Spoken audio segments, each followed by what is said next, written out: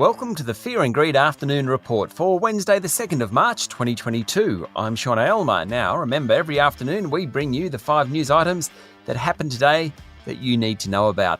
Story number 1 is the local market.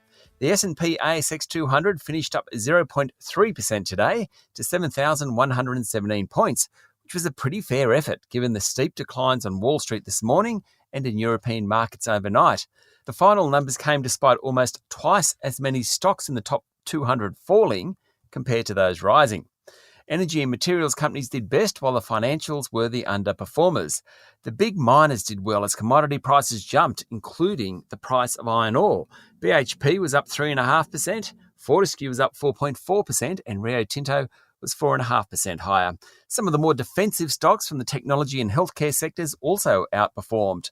All the big banks were down, with ANZ, Westpac and Macquarie Group around 2% lower. Real estate investment trusts also had a pretty poor day.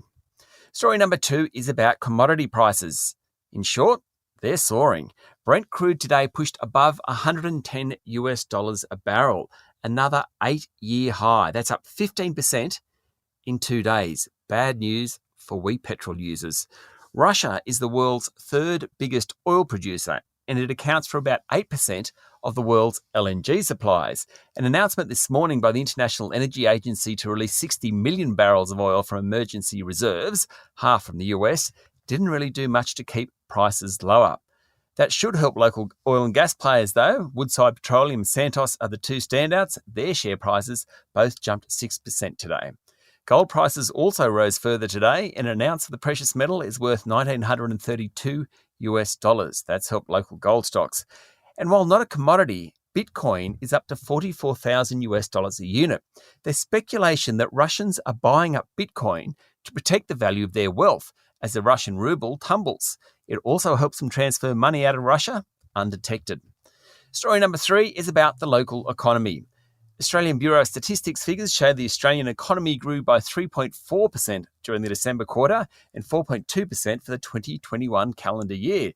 It was a very good set of numbers all around. Household spending led the way, and an enthusiastic Treasurer Josh Frydenberg said spending and investment were stronger again for the first 2 months of the year.